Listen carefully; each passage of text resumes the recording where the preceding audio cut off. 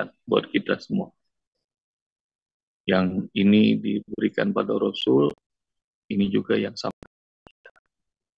Dan kebayang coba bahwa ini ayat-ayat awal turunnya Al-Quran. Kalau susunan turunnya Al-Quran buat Rasulullah yang ummi, nggak bisa baca, nggak bisa nulis. Wahyu pertama surat Al-Alaq ayat 1-5.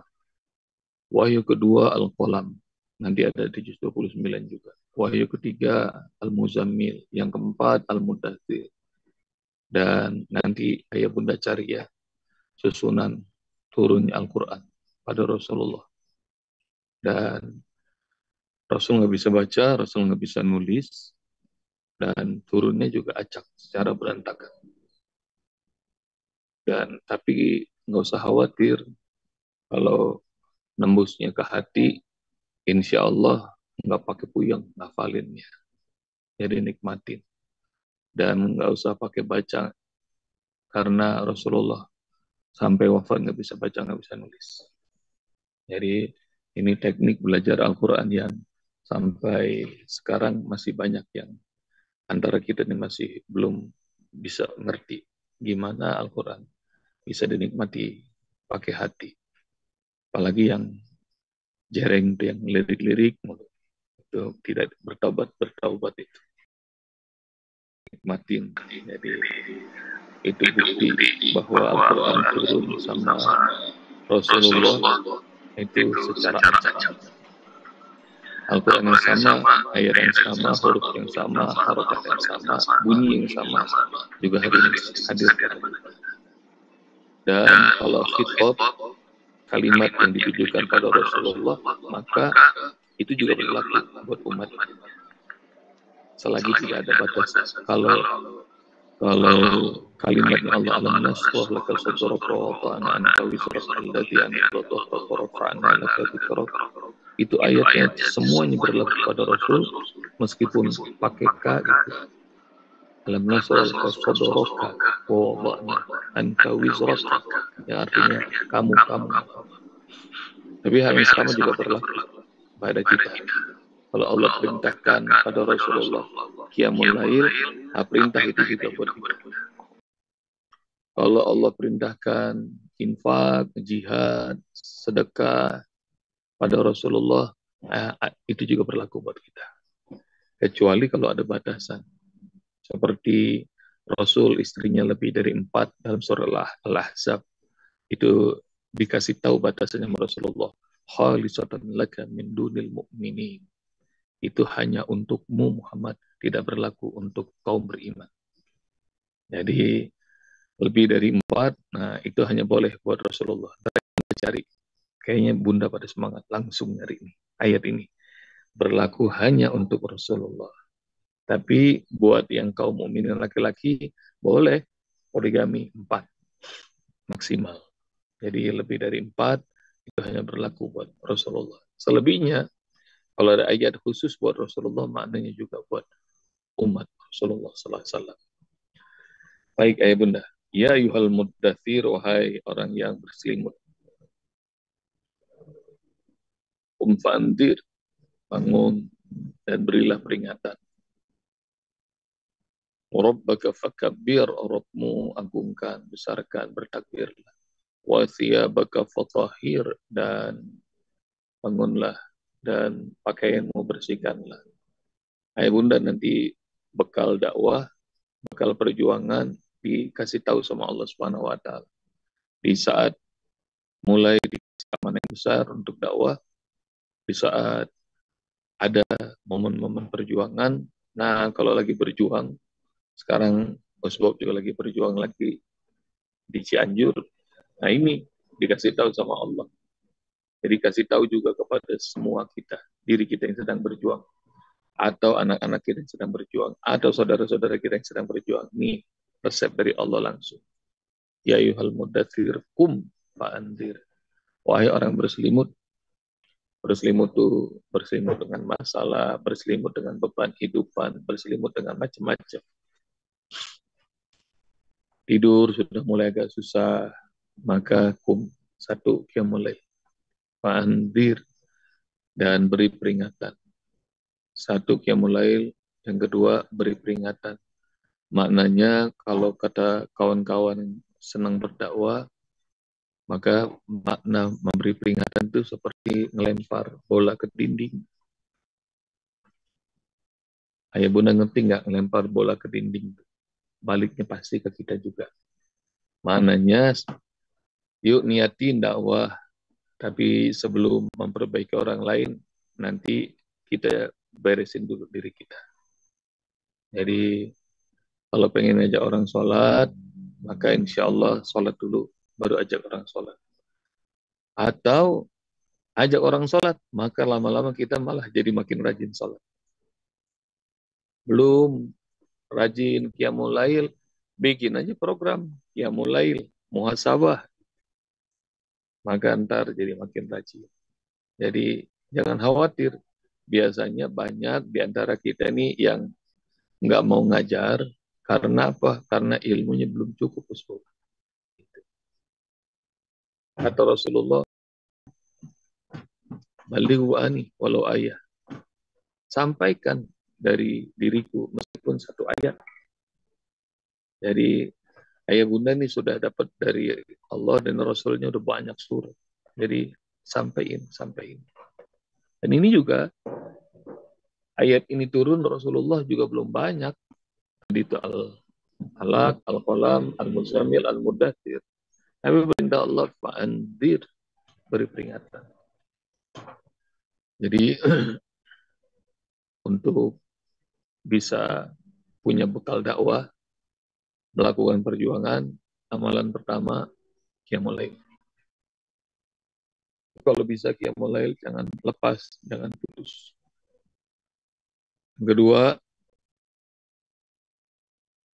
bersihin diri, beresin diri, dan ajak orang.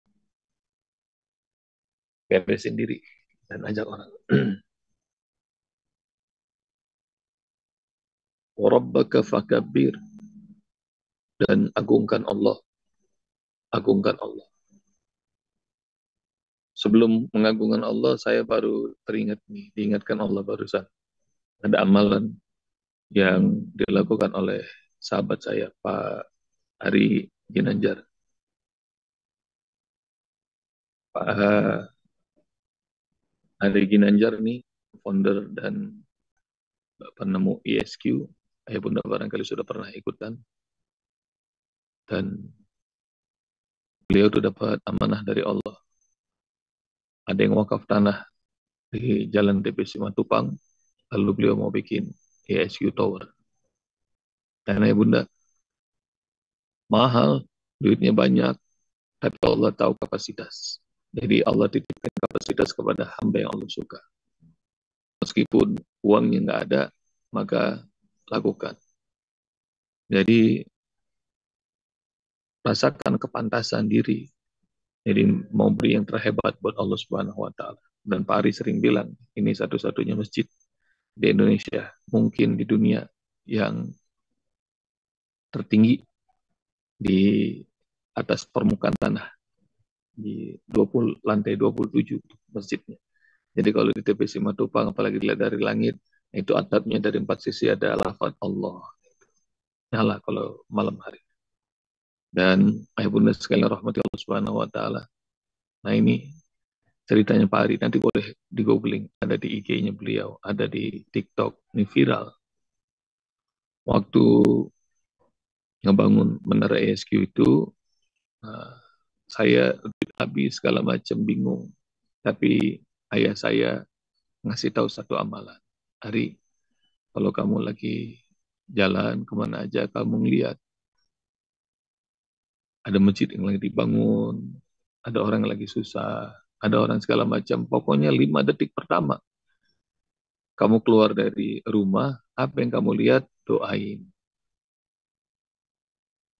Ada orang yang naik motor sama keluarganya, baru berangkat kerja, ya Allah, selamatkan bapak itu, anaknya yang berangkat sekolah, bapak itu yang pergi ke tempat kerjanya, selamatkan, beri kepada mereka rezeki yang banyak. Ngelihat ada pesantren yang lagi dibangun, meskipun nggak nyumbang, doain ya Allah, mudahkan Orang-orang berdatangan ke sana bersedekah, doa, doa, doa, doa. Itu yang diajarin sama bapak saya kata Pak Ari. Dan ayah bunda nanti cari itu videonya, PR. Dan Masya Allah, di luar dugaan saya, itu menara ESQ nggak tahu berapa harganya. Kelar, selesai. 27 lantai. Termasuk masjid yang tertinggi dari permukaan tanah. Yang saya taruh di lantai paling atas. Jadi, ayah bunda, demikian caranya. Jadi, jangan merasa, saya baru segini. Ya, nggak mungkin ngingetin orang. Duit saya baru segini. Nggak mungkin melakukan amal soleh yang dahsyat-dahsyat. Enggak. Fa'antir. Asik. Peringatan sama orang berbuat baik. Insya Allah kita juga jadi baik. Pengen ngajak orang baik, kita juga insya Allah bakal jadiin baik. Orang bakal fakir. Dan Rabbimu agungkan, besarkan. Nah, bunda segala rahmati Allah Subhanahu wa Ta'ala. Ini amalan yang dilakukan sedikit manusia yang biasanya manusia itu suka lupa. Kalau mereka sudah sudah sukses, maka sombong. Kita sudah belajar dalam surat Al-Kahfi itu, pemilik dua kebun, dua orang pemilik kebun. Kalau sukses, sombong. Nah itu banyak biasa orang kayak begitu. Dalam surat Qasas, ayah bunda bakal tahu ada seorang yang duit nggak bisa terhitung, perbendaraannya kuncinya aja nggak bisa diangkat sama para algojo, namanya Korun. Dan kalimat yang membuat Allah murka adalah inama utitu ala ilmin indi. Ini semua kekayaan ini karena ilmu gua yang bisa. Nanti ayah bunda cari itu kalimat yang disebutkan oleh Korun yang membuat Allah murka. Sama seperti raja yang pasukannya banyak, yang kekuasaannya hebat, namanya Fir'aun. Ketika dia dalam surah An-Nazi'at, dia mengatakan, Ana Rabbukumul A'la. Aku adalah Rabb yang paling tinggi. Jadi, manusia itu suka begitu, suka lupa. Nah, bekal dari Allah adalah Warabbaka fakabbir. Agungkan Allah, besarkan Allah. Kecilkan diri dengan cara apa? Banyak sujud, banyak ruku, minta sama Allah. Dan ya bunda, ini saya tanamkan dalam hati saya, dalam diri saya. Juga saya beritahu sama keluarga, juga banyak murid-murid yang saya kasih tahu. Apalagi kalau dalam perjuangan, lagi bangun pesantren, lagi bangun masjid. Selalu saya sampaikan bahwa mintanya, rezekinya, berharapnya sama Allah. Jangan berharap sama makhluk, sama manusia. Sekaya apapun, sehebat apapun kekuasaannya, jangan. Berharapnya sama Allah aja.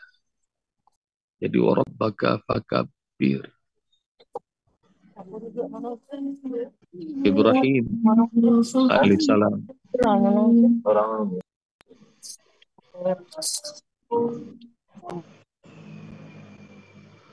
Ibrahim alaihissalam kurang apa? Bahwa hidupnya berpindah-pindah selalu enak. Tapi Masya Allah, tapi dari satu tempat ke tempat yang lainnya, begitu sudah mulai ada yang dia cintai selain Allah, dia pindah lagi, dipindah lagi, dipindah. Hingga akhirnya dia berikan yang terbaik. Dia bangun rumah Allah di tempat yang kayak nggak ada harapan, nggak ada air, nggak ada pepohonan, hanya berharap pada Allah Subhanahu Wa Taala. Harapan yang besar pada Allah. Ini disebut warabbaka fakabbir. Jadi kecewa sama keluarga harus ditinggalkan, orang tua harus ditinggalkan, tapi dia punya Allah yang dia besarkan. Lalu kemudian dia mau dibakar, dia tinggalkan kampung halaman, meskipun habis itu harapan sama kampung halaman, dia tinggalkan. Dia besarkan Allah. Ada selalu harapan. Dalam surat As-Saffat, nah harapan itu dia lari kepada Allah. Wa qala inni dahibun ila rabbi sayahdin. Aku mau pergi kepada Rabbku. aku pergi menuju Rabbku Sayyidin, pasti dia akan beri aku petunjuk. Jadi harapannya hanya pada Allah. Pokoknya habis-habisan hidup mulai bagus, hancur lagi ke titik nol. Pindah lagi ke tempat lain, hancur lagi ke titik nol, titik nol, titik nol. Maka harapannya cuma satu. Waqala inni dahibun ila rabbi sayahdin dalam surat Shafat. Bunda nanti cari. Dan dalam surat Shafat itu, maka dia mulai hidup yang baru di tempat yang gersang, nggak ada pepohonan, nggak ada air. Dan sesampainya di sana juga lagi-lagi Allah masih pengen nguji. Tinggalin tuh istrinya, tinggalin anaknya. Maka dengan berat hati, dia pilih terus. Allah mau ngatur hidup saya bagaimana saya ikut. Meskipun harus berpisah dari orang tua, meninggalkan kampung halaman, sekarang berpisah dengan anak dan istri.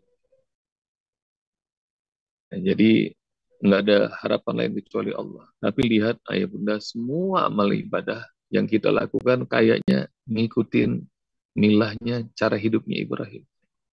Sholat kita, kurban kita, haji kita, umrah kita, hitan, banyak ibadah yang kita lakukan nih, ngikut sama Ibrahim alaihissalam. Sampai itu yang diperintahkan sama Allah Subhanahu wa taala. Qul sadaqallah fattabi'u millata Ibrahim hanifa wa ma kana minal musyrikin. Qul, katakan Muhammad, sadaqallah, maha benar Allah. Fattabi'u, sampaikan kepada umatmu, ikuti millata Ibrahim hanifa, gaya hidup Ibrahim yang lurus. Wa ma kana minal musyrikin, dan dia bukanlah orang yang mempersekutukan Allah. Nah, tidak ada dalam surah Ali Imran, ayat bunda cari ayatnya. Sampai Allah puji, Allah perintahkan kita umat Muhammad ikuti cara hidupnya Ibrahim. Saking mengagumkan.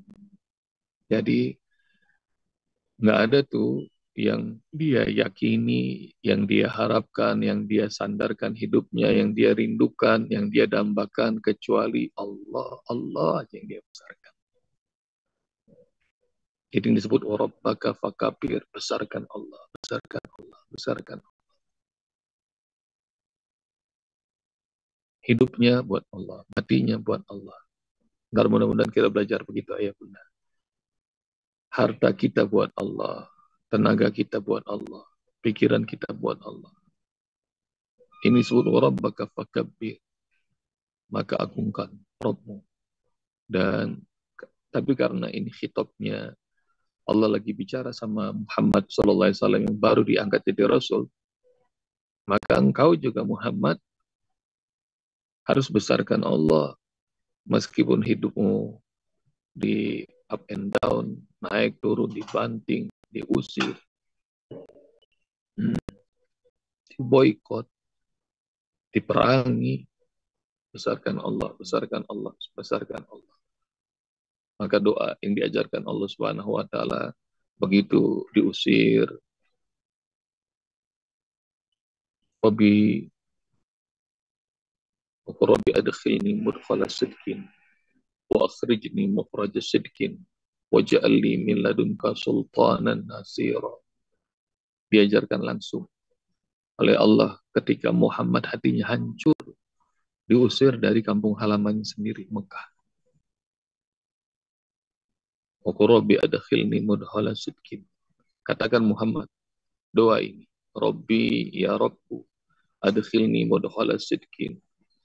Masukkan aku ke tempat masuk yang benar. Wa akhrijni mukhraja sidqin.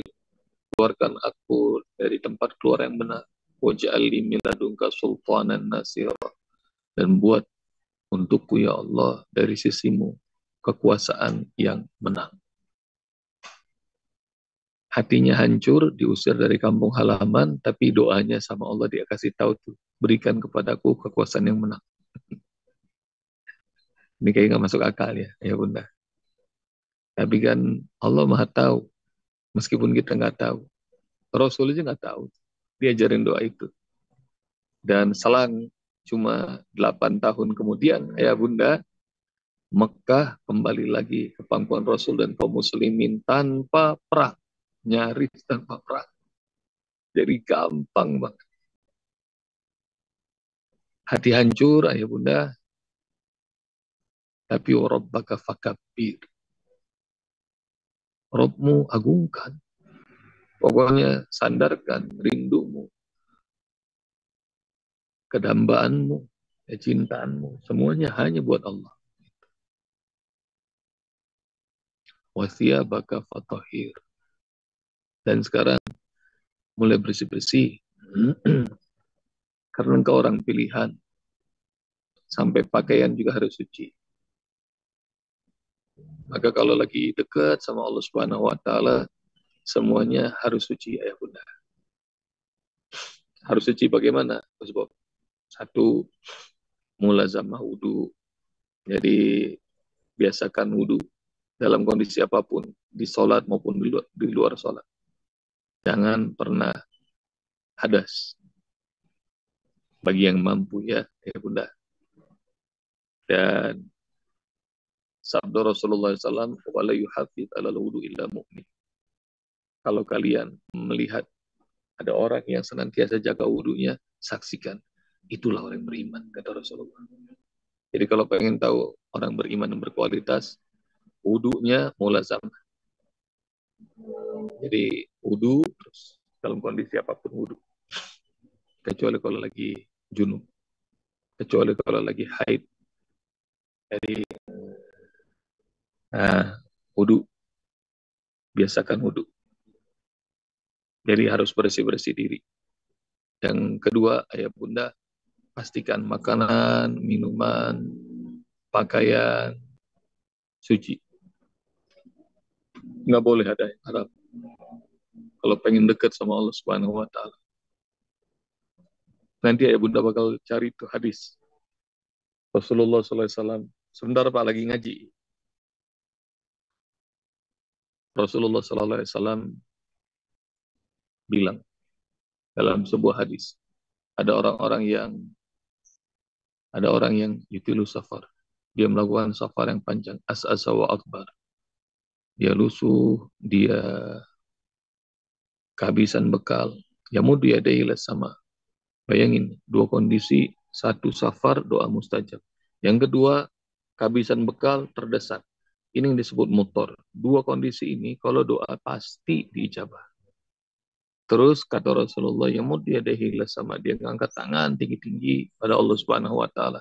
Yaqulu ya Rob, ya Rob, ya Rob, dalam kondisi yang udah hampir mati karena bekalnya nggak ada. Dia doa, ya Allah, tolong saya, tolong saya, tolong saya. Tapi kata Rasulullah, famat amu haram. Tapi sayang makanannya haram. Wa masrabu haram, minumannya haram. Wa malbasu haram, pakaiannya haram. Wa dia bil haram, dari kecil dikasih makanan-makanan yang haram. Fa'ana yustajabulah. Bagaimana Allah ijabah doanya? Gak mungkin. Bagaimana Allah terima ibadahnya? Nggak mungkin. Bagaimana bisa khusyuk sholatnya, rukuknya, sujudnya, kalau yang dikonsumsi, yang dipakai haram? Nggak mungkin. Maka ayah bunda, nah ini pelajaran buat kita. Ini bekal perjuangan. Kalau mau dideketin, dilindungi, didorong, disokong sama Allah, caranya tuh ayah bunda, nih udah dibocorin sama Allah Subhanahu wa taala. Bangun malam, ajak orang melakukan kebaikan. Tidak ada harapan kecuali hanya pada Allah. Dan senantiasa jaga kesucian diri. Makanan, minuman, pakaian, jaga tuh kesucian diri. Ntar masih ada lagi beberapa tips yang insya Allah hari Senin. Semoga Allah beri kita panjang umur. Nah kita bakal ngerasakan bagaimana tips dari Allah untuk menghibur Rasulullah SAW sebagai bekal dakwah, bekal perjuangan. Demikian ya Bunda. Jazakumullah. Assalamualaikum warahmatullahi wabarakatuh.